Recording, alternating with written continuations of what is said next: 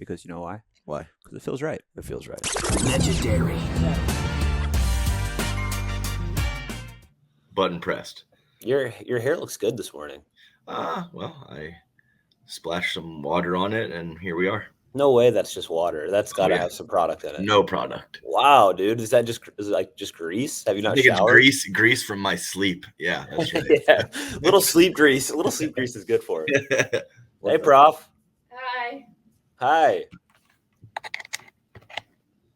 What's that? I don't think your headphones work. Oh, my headphones weren't working? Oh, okay. Hey. Just living the dream, Adam. 7:40 a.m. I already up once or twice, so here we are. God dang. It can only get better from here, man. Yeah, I guess so. Not staged, not planned at all. Just a standard. This is life, baby. This is early, life. Somewhat newborn relationship trials and tribulations. So yeah. Welcome to the inside. Yeah. So Robert, you played a little. I wouldn't even call it a light Moneyball. I think it was a very heavy Moneyball. Yeah, a lot of times I consider a Moneyball light. This was far from it. Tell me about kind of why it was put on and some of the teams involved and the day that you had.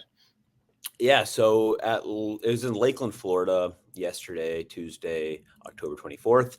And it was a good purse. It was $25K to the men, $25K to the women, a one-day just gender-only event.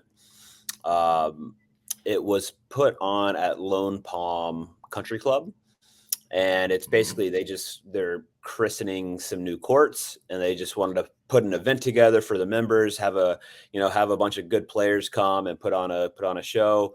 And they were just like, we'll just pay cash. They literally had like 50 grand in cash there. It's a lot of cash to be laying around, but they did it.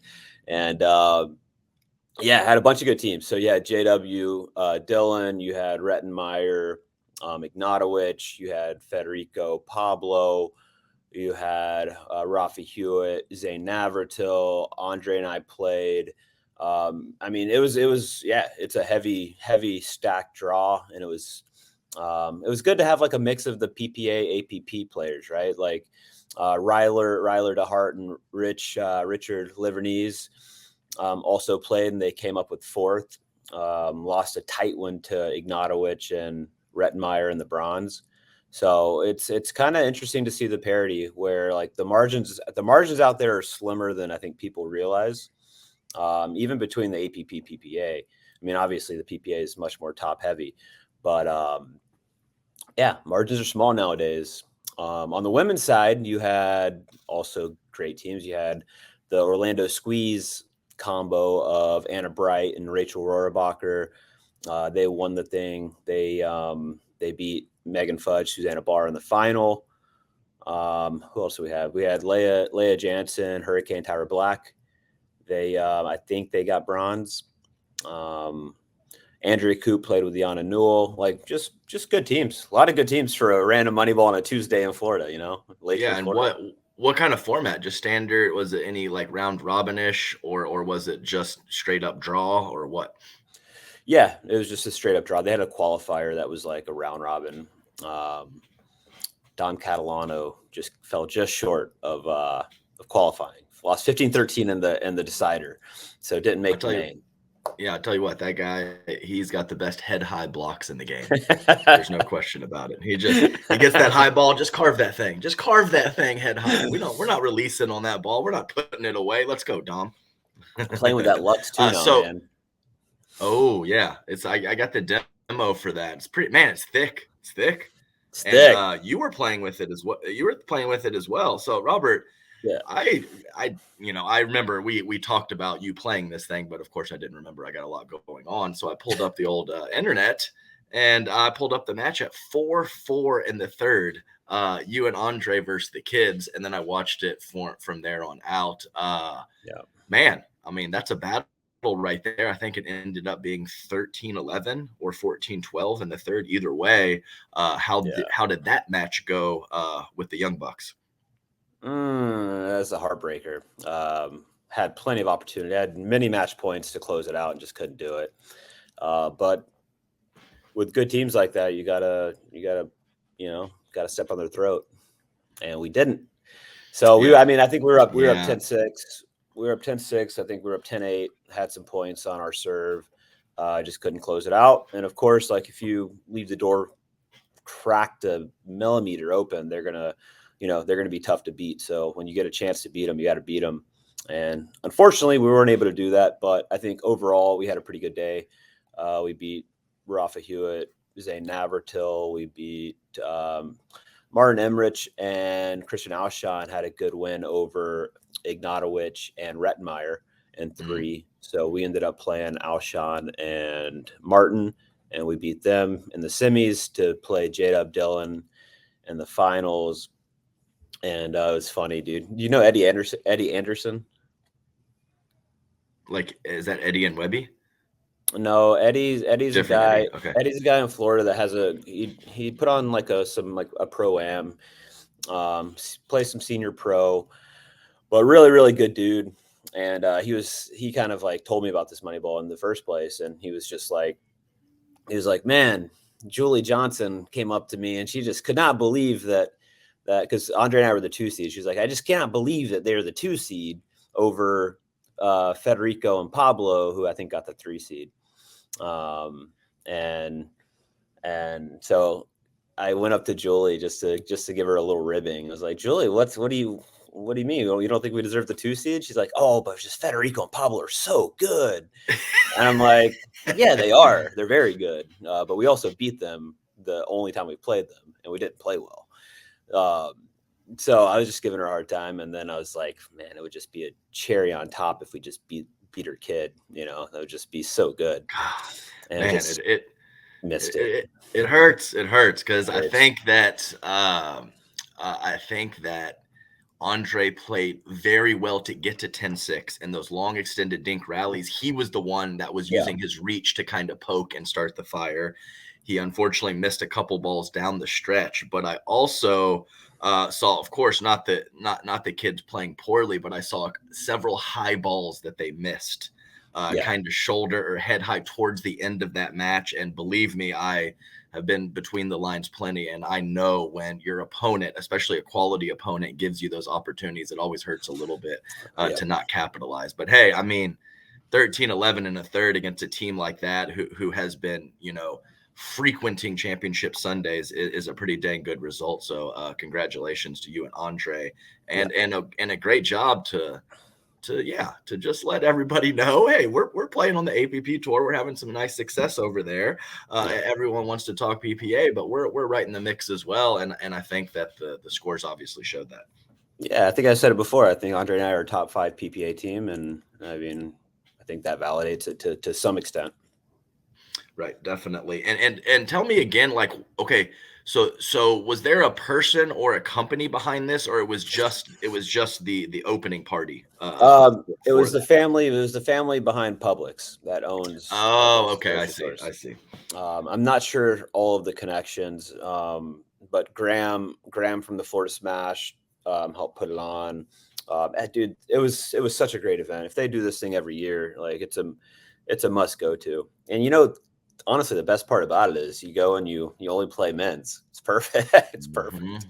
Yeah, we've been lobbying for that for quite a while now. Yeah, so. Just tournaments with just men's is the dream. And I know I joke around with Fed about that a fair amount. He's like, dude, 3 days of men's would be like an absolute dream. It would be. That's nice to know that Alshon beat Ignatowicz. I know they have like a friendly, not friendly rivalry. So nice job from Alshon there with probably a weaker partner. So that's funny. And also, I mean, you brought up Julie Johnson. I was having a funny conversation with her the other day. I'm a new father. And so we talked about some of the things that Jack Johnson would do for JW in Georgia. Like he was like tying balls to ceiling fans and stuff like that, like early on. And so we had a pretty funny conversation about that. Julie was like kind of mapping out the hand-eye coordination stuff I'm going to do for AJ as they did the same stuff for Georgia and JW. And obviously worked out pretty well because the hand speed is there. But I thought that was a pretty funny conversation we had. No, it's hilarious. I remember Goldberg initially told me about some of that stuff, like tying the ball to the ceiling and then just hitting. Yeah, It's good stuff. You got to start early. I'm like, is this real? This can't be a real story. This is a real thing. This is real. Yeah, sure. It's real. I mean, pay dividends. I mean, little baby AJ is top percentile in everything.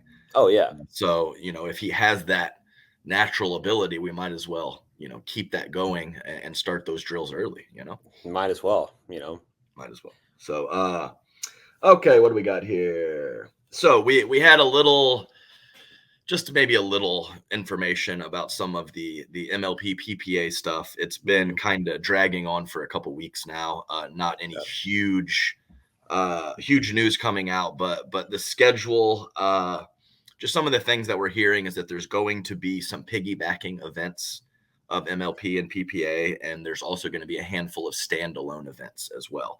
Yeah. And I know this is pretty bare bones stuff, and not some of the specifics we were hoping for, but I do believe that the plan is to get a schedule out in the next week or two. So, what do you think about that little bit of information that we have on the schedule and how it's going to look for 2024? Yeah, it seems to continue to fluctuate, but it sounds like it's going to be kind of like a 70-30 split. PPA to MLP events is kind of what I've heard. I know they initially wanted like 50-50, but I don't think that's happening. So it's going to be a little bit more PPA heavy in terms of tournaments versus team, it seems like. And yeah, just there's so much to figure. We always talk about this. It's like end of October and there's so much to figure out and there's so little time to do it. Like talking about the schedule, right? And the whole pro landscape as is like you have MLP, PPA, which, will probably be close to a combined 25 to 30 events for these players. You obviously have the APP that are running events and signature events, and they're trying to grow the game. They're powering international events. They're doing collegiate stuff now. They've got a partnership that's going to be kind of more formed with Universal Tennis. UTR Sports now is kind of the updated name as they kind of venture into pickleball and other paddle sports moving forward potentially. It'll just be there's going to be a lot of pickleball next year, and it'll be I'd still like to play some APPs. They've been good to me this year, and obviously it's fun to win. So I'd like to play more APPs next year if I can.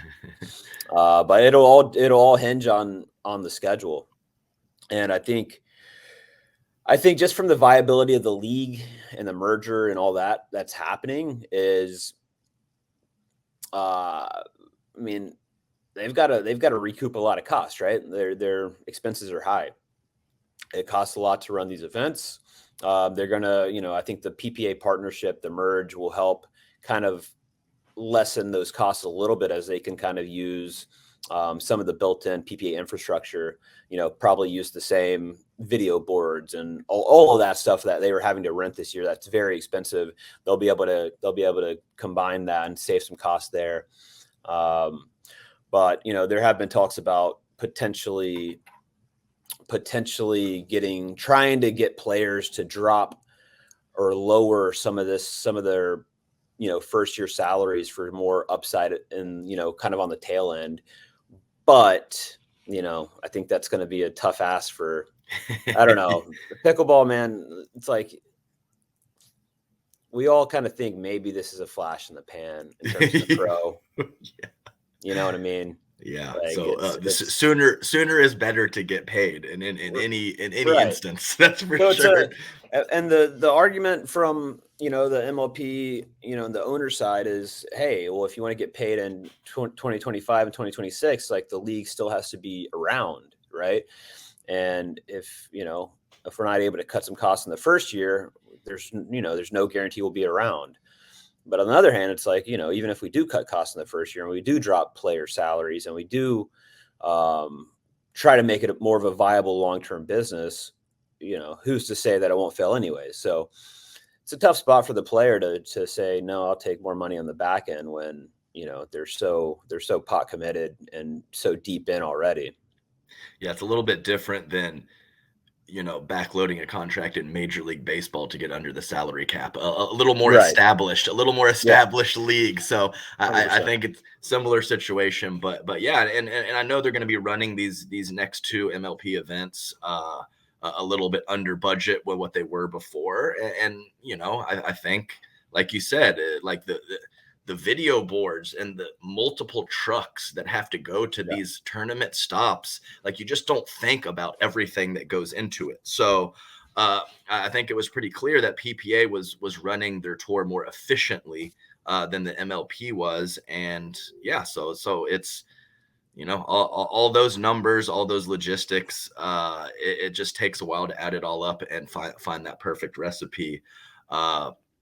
But yeah, so I mean, I personally, I'm repping the hard eights as always. We have a very solid team. We won event number 1, but I'm just kind of thinking, if it's October, like you said, and 2024 is such a pivotal year, could they possibly trim the fat and just cancel San Clemente or the last one? I don't believe that they're going to do that at Dallas, but that's a lot of manpower, brain power to put on event. Let's put that into just making sure 2024 is as good as possible. Does that make sense to you? 100%, dude. And I actually think that's probably the best play. I thought even, canceling Dallas would probably make a lot of sense in terms of just cutting costs, right? Like if these events cost $2 million to put on, just 2.5, whatever it may be, just keep that money in the bank, put it towards next year. You're already in a sizable hole next year. Let's like, this year we're not really playing for anything, right? So it's like there's nothing on the line really for the owners or for the players per se, other than some extra prize money, that kind of thing. So it's just like, cut the cost. Let's get everything extremely organized. Let's figure out if it's going to be a draft or a free agency. Let's figure out the schedule. Let's just get super organized at the tail end of 2023 so we can like hit the ground running in 2024. I mean, there's still all the player contracts that have to be figured out too, right? Because I still have an MLP contract that says nothing about PPA or any new entity, and same with the PPA players. They sign PPA contracts with nothing, not just nothing saying, but like with the contract being written as, the competing tour being kind of, enemy number 1. So it's like now we're playing both, and the contracts are written in such a way that it's like trying to avoid the other tour or the other league. So I don't know, man. There's a lot to figure out, and I totally agree. I think there's a real chance that San Clemente could get canceled. And I'm just saying that not based on anything I've heard from anybody, but based on just pure economics. To me, it makes sense. But who knows? Well, still, I don't know why I thought about this when you were just talking about the APP, but still my favorite meme of the whole thing is it's like Apollo Anton Ono, the speed track skater, and it's just MLP and PPA, and they're like jockeying for position. They run into each other and fall, and then Ken Herman comes through from 10 spots back and ends up winning the tournament, and it's just hilarious to me. I don't know why, but hilarious. But dude, honestly, like you got to give the APP credit. I mean, they're just chugging along, and they're running a pretty financially responsible business right now. Not overextending, being pretty smart with their expenses, and also providing a great tournament experience for amateurs. So, hey, just dude, the little engine that could, man, just plugging along. Yeah, and I mean, let's be clear, guys. Like everyone wants to go to a great event, everyone wants perks and whatever else, but you just have to think about it a little bit more long term and at a deeper level. You have to trim a little fat and not get something that is not necessarily more a luxury item at here and there at a tournament and whatever. Like, you just have to understand this is a business. These tours are running to make money and provide something for you. You can't expect it to just be amazing or over the top. It doesn't work that way. It's not sustainable when that happens. So you have to keep the big picture in mind when you're thinking about these things. Otherwise, it's just not realistic and not real. Yeah, and I think honestly, I think the only way that like this MLP PPA thing ends up well is if there's some large media rights deal that comes out of it. And that's hard to see right now with the viewership we have, right? So I think, we always talk about it. Everybody talks about it, is viewership's the main issue. Like nobody's watching. And I always say nobody, but nobody's watching. Nobody. They aren't. They just aren't. Yeah. And yeah, it's almost like the companies are nice and kind of keep it afloat, but you need something substantial in terms of a media rights deal. I mean, this is what the big three sports franchises, that's what they get. They get these Texas media rights deal or something along those lines that really is the lifeblood of what's keeping it going. And all the other little, not little, but all the other sponsors are just kind of, supplement to that. Yeah, and exactly. Nobody's watching, and nobody's watching. Nobody. Couple grand. That's it. So is it betting? Is it turning it into Savannah banana ball? What's going to get it over the top? Because something's obviously just like the status quo of what's happening now, even with MLP, right? Like, I think MLP is the most exciting format. I can sit there and watch match after match after match all day without getting bored, but obviously it's not moving the needle for the casual fan, right? So what's gonna be the tipping point? Not even the tipping point. What's gonna get like even the water like lukewarm? Not even like just how can we go from cold to lukewarm? Yeah, and I really don't know anything about the numbers and where you need to get to on a stream to make it profitable and this and that or whatever. And I don't know the numbers once it goes on to ESPN Plus, CBS Sports, ESPN2, whatever it's going to. But I do know the live stream numbers, and I always compare it to poker. And I know that these poker live stream numbers and what they get to make it kind of worth it. And it's not that there's huge numbers in poker, but pickleball's not there yet to get to that point. And yeah, like you said, we can watch back to back. We know the players, we know the situation. We're in the mix. How can we get a casual person, or maybe even less so, to want to jump into that warm pickleball water that we love so much? I just don't know the answer. We'll get into this because we're gonna have a little cameo guest appearance today from my buddy Yuvi, but was just in India, and there's a company there called Global Sports, and one of the partners' name is Shashank, and he was at the English Open, met him there for the first time, but then got to know him better when I went over to India. But he's a writer, director, producer in Bollywood. And so like what he does is storytelling. Like that's what he's really good at. And one thing he mentioned, he was like, dude, if I'm running the APP, I'm like giving bonuses for players to break their paddle. Like you need more characters and more personalities. And he's absolutely right. Like that's why Tyson's done such a good job of making a name for himself, right? That's why you have like Tommy Paul giving him a shout out.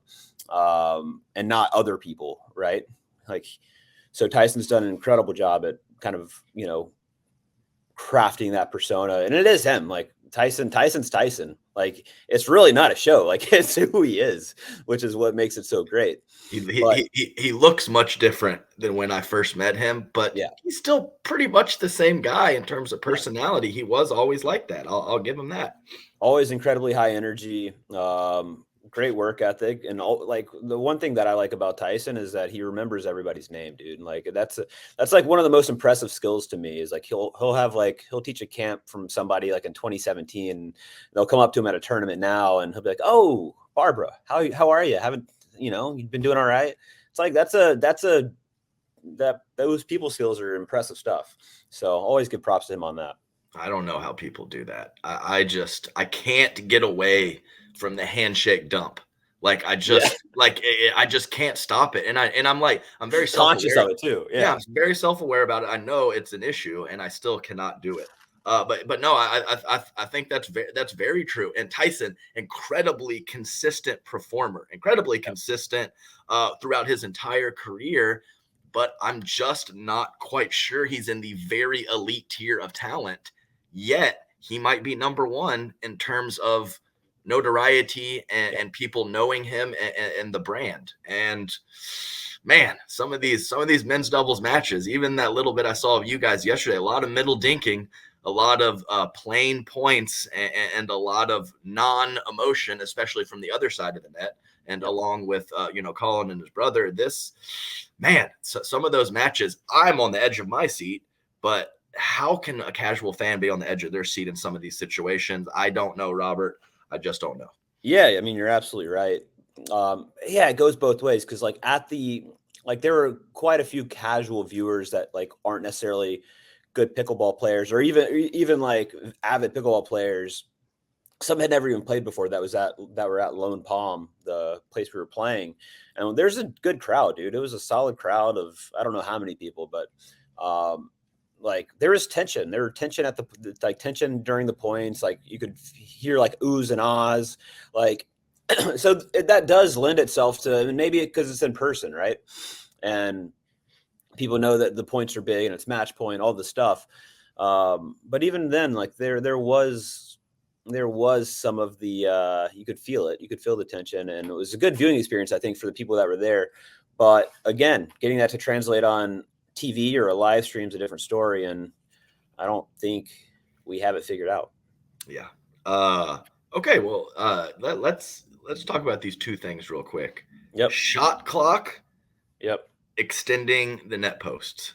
Those are the two main things that I've heard in terms of spicing it up. And I don't know if it would be returning or serving team. Maybe serving team, you got like a 20-second shot clock, big clock in the back. If the point does not end and you run out of time, the serving team would lose, or possibly the returning team, whatever. Yeah. And then extending the net post, knifing more dink, spreading people out wide, not being able to give up as much ATPs that can create some more offensive opportunities in a variety of ways. What do you think about those two? Yeah, I think extending the net post, no. Just think outside of just thinking about it from like a purely competitive playing standpoint, I think just the infrastructure around what would need to change just would be impossible to make it happen, or not impossible, but just not feasible to change all the courts we have built and the nets and extend them, and it just doesn't seem reasonable. So we can nix that one, I think.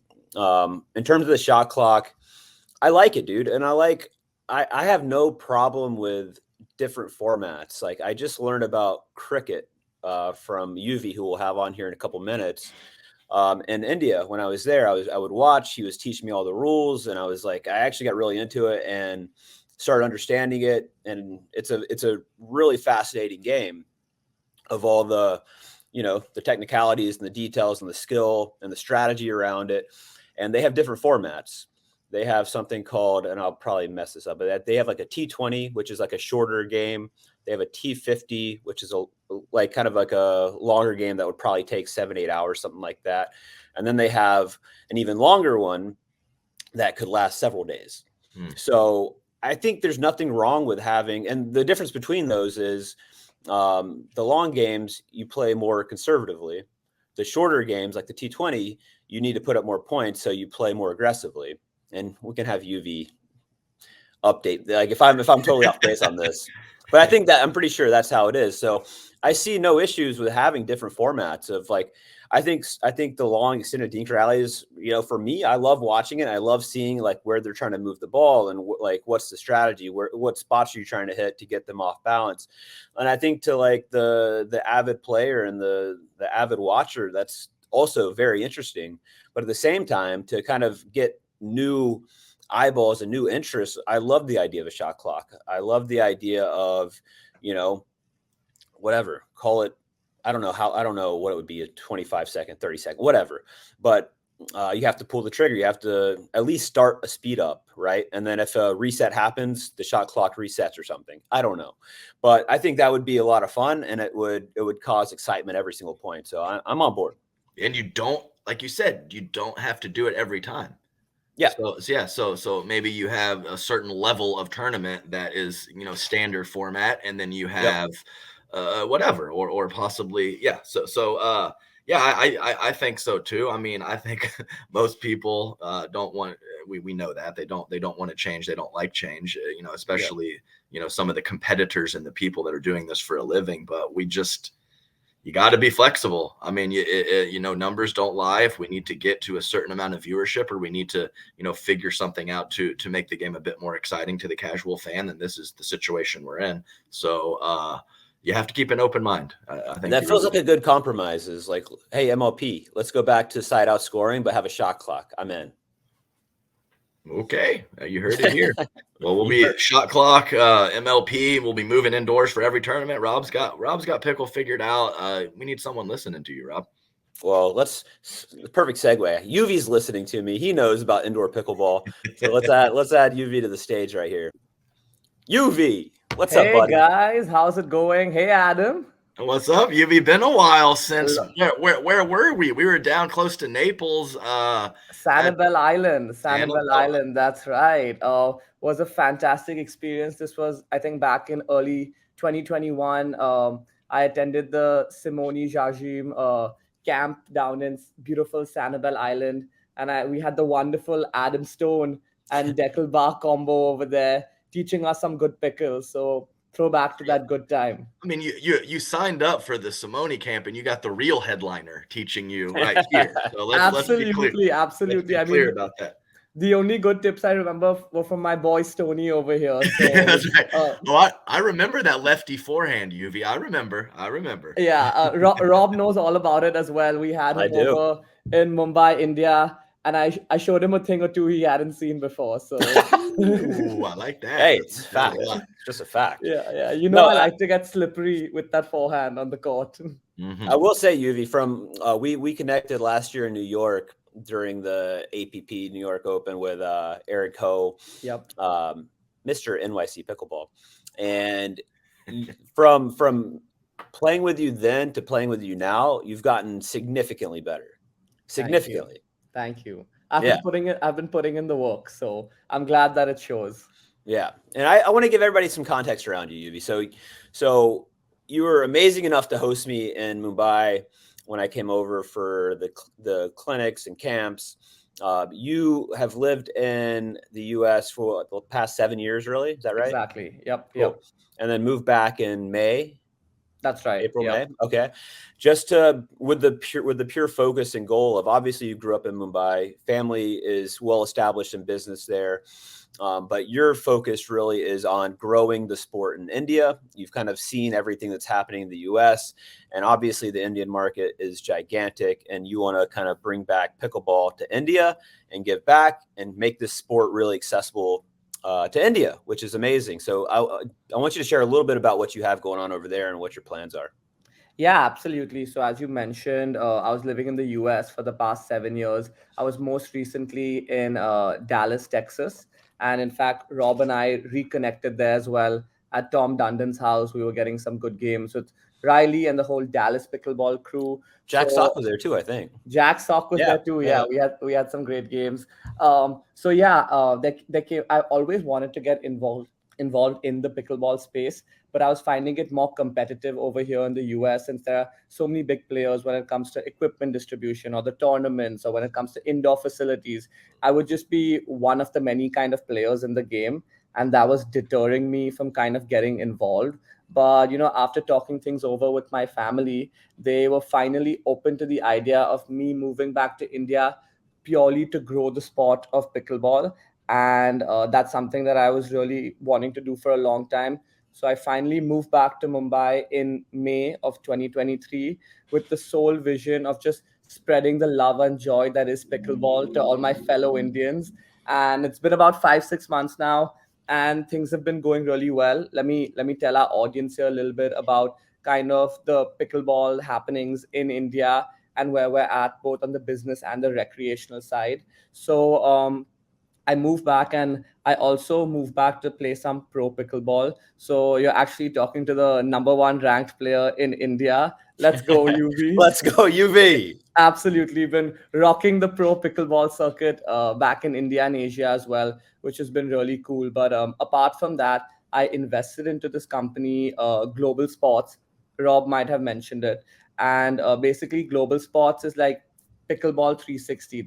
We handle everything, but our real bread and butter is the big pickleball tournaments that we kind of put up. So we had one big one in May with about 500 participants, and the cash prize was about $20,000 split across all events.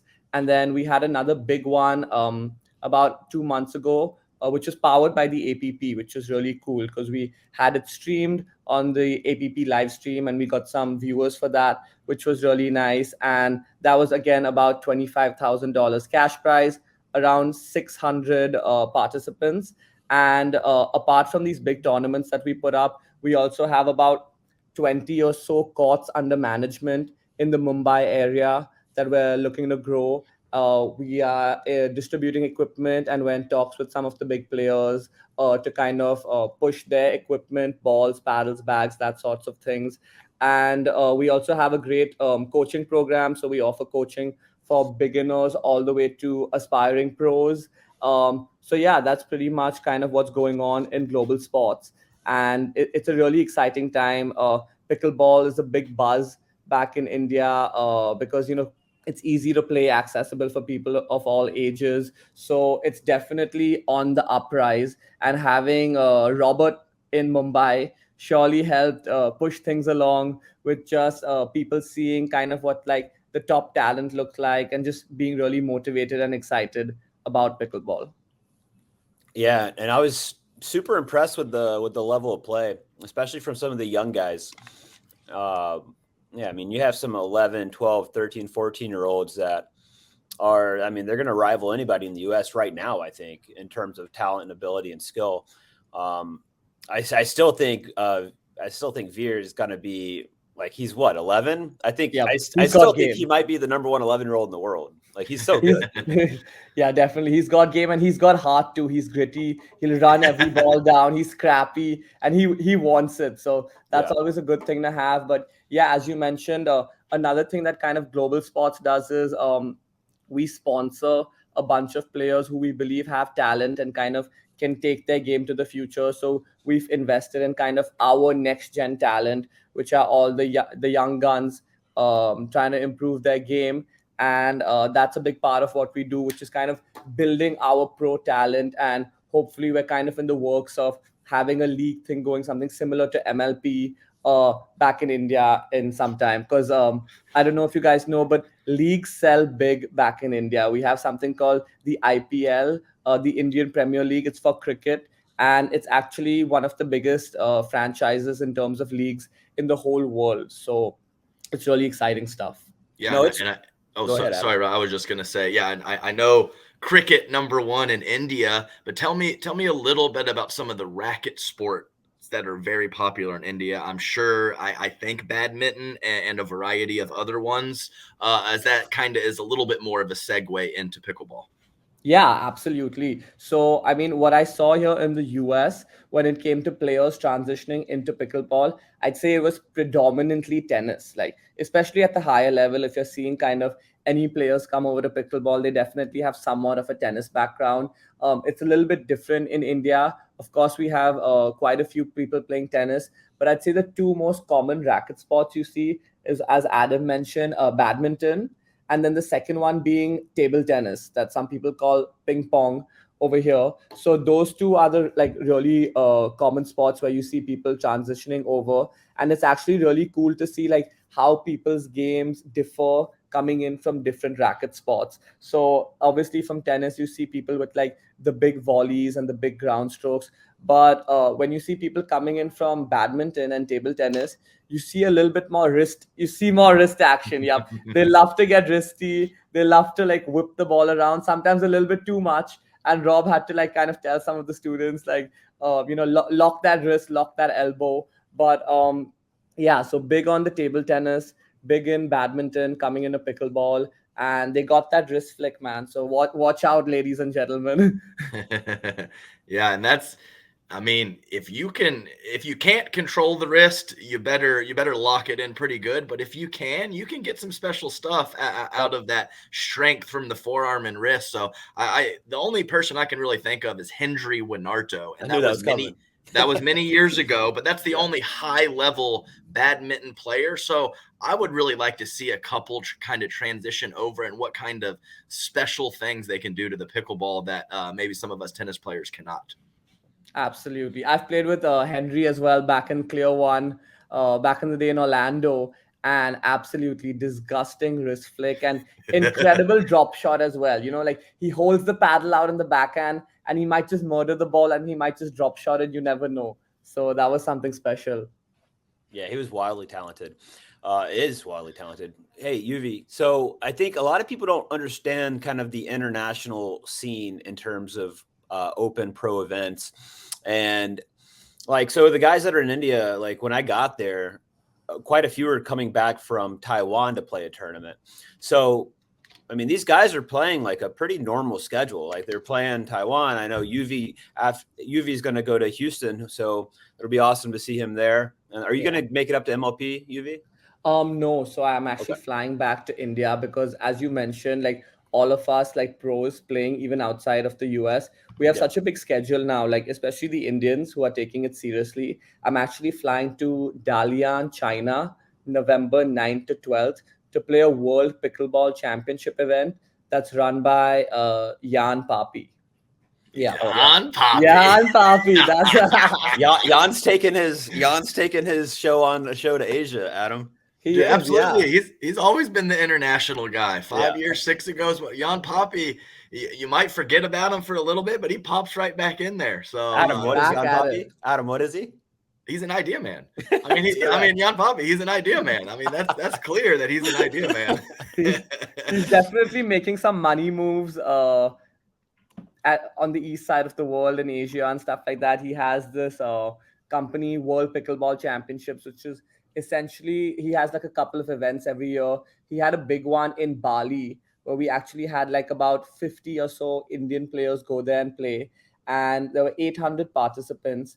We had all the top players from Australia. We had Louis Leville, number one player from the UK. He was my partner for men's doubles for that tournament. And we came home with the silver in men's doubles open, which was kind of nice. But something that we're really proud of was in that final, I actually played my friends from Mumbai. So you had like 3 out of the 4 finalists in men's doubles open from Mumbai, India, at a big international tournament where you had like all the top players from Taiwan, from Asia, Indonesia. So that was a good tournament, and it was a Jan Papi tournament. So we got to see the man in action. Yeah, but you said it earlier. I mean, maybe not saturated, but getting there in the US. With it, not just apparel, paddles, tournament, the whole shebang. So why not go somewhere else who has a very quality population? They're into the sport, but maybe doesn't have the infrastructure, whatever that may be, and kind of start it up from there. India is a great option, and I'm sure there's a couple other ones as well. I'm all about the international. Absolutely. It's a really exciting time. I think pickleball has finally broken through into other countries. I was talking to my friend Louis, and it's really picking up over there. Obviously, Robert went for the English Open, and I think that had over 1,000 participants. And then, honestly, I've been hearing some pretty crazy stuff happening in China. Like, it's so crazy that I don't even know if it's true. But a buddy of mine told me, because I asked someone like, hey, where were all the Chinese players in Bali? Because you had Taiwan, you had Indonesia, you had all these other Asian countries kind of competing, but we didn't have anyone from China over there. So I kind of asked like, what's going on? Because I expected them to make a good run. And my buddy told me that China right now, they are pretty serious about pickleball, and they're actually training some of their players as well. They have separate training for like their table tennis converts, their badminton converts. So like the training is looking a bit different. And these guys are going so serious that they're not even going to compete in any of the tournaments for the next 3 to 5 years. They're just sitting and grinding and training every day. Like so apparently you're not even allowed to post videos. So the world is not allowed to know yet, like kind of where the China talent is. And then one day when they're ready, they're just going to come and like take over the show. That's what I heard. I don't know how much merit there is to it, but I found that kind of crazy. Yeah. I've never been to China, but I feel like that's a Chinese thing to do. They have their. I love how they have a specific teacher for whatever sport you converted from to teach a specific way, and then just take the sport by storm. I love it. Exactly. I think we're going to have to ask Lee Whitwell at some point, kind of Yeah. what's happening over in China. She has first-hand knowledge. I think she was over there to do some Duper related stuff. So we might have to ask her. She only saw what they wanted her to see. That's good. But Yuvi, just to kind of wrap it, you guys have a big initiative coming early next year, February, Indian Open.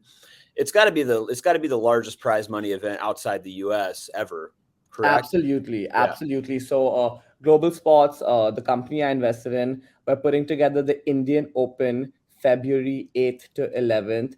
And this is one you guys are not going to want to miss. We're talking the big bucks, the glam show. It's over $100,000 USD cash prize, spread across all events. And it's actually powered by the APP. So, Shashank, my partner, and I, we've been in talks with Mike Politsky.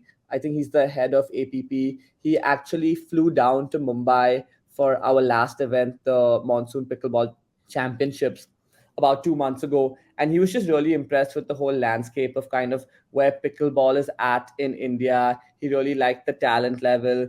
He liked how kind of Global Sports was putting together the event. It kind of almost matched some of the US standards. So, yeah, coming back to the Indian Open, it's February 8th to 11th in my hometown, Mumbai. So apart from good pickleball, I'll be showing all you guys a great time as well. And South Bombay. South Bombay, and it's over $100,000 cash prize. And I'd love to take you over like some of the formats and stuff a little bit, just so that everyone can know kind of how the brackets and the formats kind of differ a little bit from the US, but still has a lot of the same stuff going on. So one thing when I moved back that I found really interesting is that the 35 plus bracket is really popular in India. I think it's really popular all over because you have so many players in like their 40s and 50s playing pickleball at a high level. But what's kind of interesting is that back in India, the way my partners global and I global sports we do the events is that there's actually a 35 plus open bracket as well. So there's the normal open bracket, but then there's also a 35 plus pro open bracket, and we're actually talking like with good prize money and as well. So for the normal open pro, which is you have the youngsters playing in that, the cash prize for say a men's doubles open at the Indian Open is about $4,000. The same for mixed doubles, same for women's doubles. We're talking roughly around $4,000 if you come first place. And for men's and women's singles, it's around $2,500, or it could be close to $3,000. But then you also have the 35 plus open bracket, and this is going to be happening at the Indian Open as well, where we're paying out around $1,000 if you come first place in the 35 plus open men's doubles or women's doubles. So there's a serious chunk of change kept out for that 35 plus bracket as well, which is kind of interesting. I don't know how I felt about that, just because I kind of lived here in the US and kind of saw how things were playing out on the APP and the PPA. But it really is selling from a business point of view and from an organization point of view in terms of people entering the tournament and creating buzz. So that's something that's kind of we do differently back in India. And then the second thing, we have a unique format. We're kind of testing it out. Is we have somewhat like a team format. It's not exactly that, but we're actually selling teams. We're selling 16 teams for $10,000 a pop. So anyone who wants to own a team can go ahead and purchase an open team for $10,000. And the format is that you have four players on your team, and you can choose to have one substitute. It's three men and one female. Now, what's unique about this format is that the team owner can go ahead and pick any four or five players that he likes. So there's no really draft for this event, and it's just like a one-time thing. It's not a league where kind of your team ownership carries on into future events. You just $10,000. You get a team for this one event. You can choose to put your team together of whichever men and women that you like. It's 3 men and 1 woman. And then you go out and compete. You play 2 men's doubles, 1 men's singles, and 1 mixed doubles event, MLP style. And then if it's 2-2, you go into a dream breaker. And then at the end, we pay out about 20 something thousand dollars for first place, 15 or $13,000 for second place, and then third place gets a payout as well. So if people are feeling confident, they think they can put together the best team, come on out to Mumbai, India, get and let's compete. So it should be really fun. We're going to have a lot of the APP players over there. So I think we'll have a couple of strong APP teams. We'll have a couple of strong Indian teams over there. One of the big reasons we're doing this is to kind of get more corporate attention. That's something that global sports is really trying to focus on, is kind of bringing the big corporates into pickleball. And we're hoping that this little tester event that we're doing will help with that. So I love it, man. I think you guys are going to kill it in February. And you're proven a lot of things in terms of being able to get sponsorship dollars. You guys have a lot of connections through the Bollywood business side of things. Yeah. So yeah, it's gonna be a 3-4 day festival, and get to Mumbai, South Bombay, baby. South Bombay. That's the place you want to be, Feb 8th to 11th. And Adam, so we're actually in looks for a top commentator as well. So if you're interested, that's something we could definitely explore. We could get on a call at some point. A little 35 plus, a little commentary. That's what I'm saying. I mean, I understand. I am a commentator now, but you're speaking my language 35 plus there. I mean, I'm tired of playing all these damn JW Johnsons and whatever the heck else. Put me in that 35 plus bracket. I got a shot. Absolutely. And now that you mentioned that, we actually have, since I told you 35 plus is such a big deal, the Indians, global sports, we love our 35 plusers.